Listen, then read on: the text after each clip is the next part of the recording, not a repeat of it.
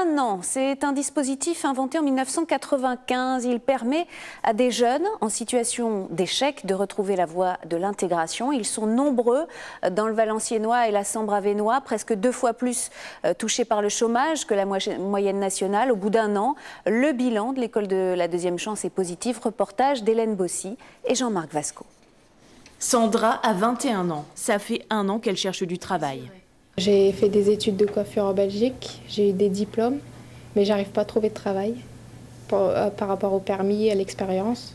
Donc c'est pour ça que je suis venue ici, pour me permettre, qui m'aide un petit peu dans mes recherches pour trouver du travail. Anthony a besoin lui aussi d'être aidé. Il n'a aucun diplôme, mais une envie réelle de faire des projets. Il cherche un stage en chaudronnerie. J'ai besoin de ça. T'as besoin de quoi?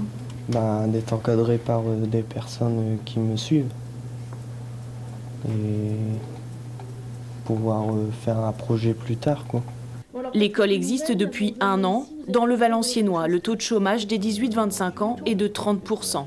L'école de la deuxième chance, c'est un dispositif qui va permettre un accompagnement personnalisé de jeunes de 18 à 25 ans, sans diplôme, sans qualification, sortis du système scolaire depuis au moins 6 mois, avec un point fort qui est l'alternance. C'est-à-dire toutes les 5 à 6 semaines, les jeunes donc, partent en stage, en entreprise, et ce sur un parcours moyen de 9 mois.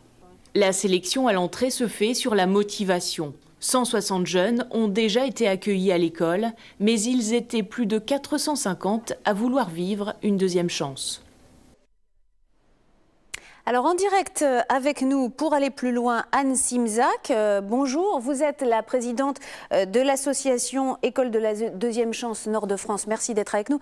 Alors on le voit, beaucoup de jeunes gens sont demandeurs. Qu'est-ce qui n'a pas fonctionné pour eux? Certains ont des diplômes. Qu'est-ce qui ne va pas? Ce qui ne va pas, c'est que l'école, dans sa pluralité, dans sa globalité, n'a pas forcément su répondre aux besoins de chacun, à l'individualisation des parcours qui est un peu nécessaire.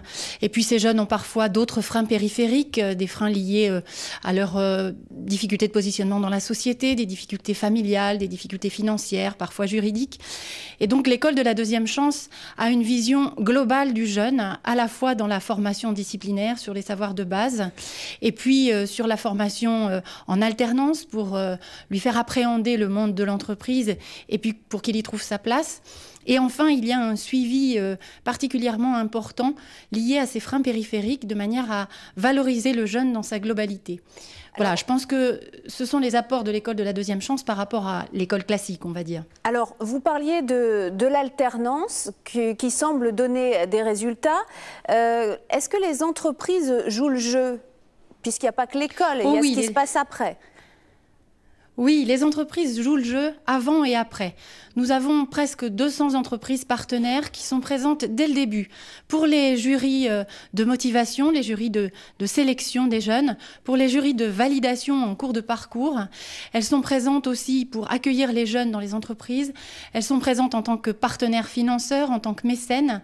Et elles sont très ouvertes à cette formation qui est très complémentaire.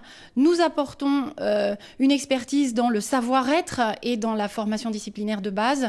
Ils apportent le complément dans la formation technique, la formation professionnelle. Et donc ce complément est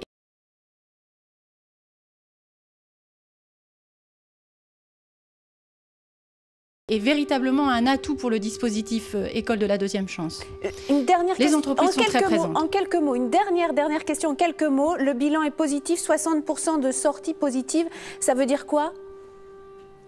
Ça veut dire 60% de nos jeunes qui sont entrés, qui sont en CDI, CDD, contrat aidé, ou bien ont trouvé une place dans une formation diplômante ou une formation qualifiante. Je vous remercie beaucoup, Anne Simzac, d'avoir été avec nous ce midi en direct.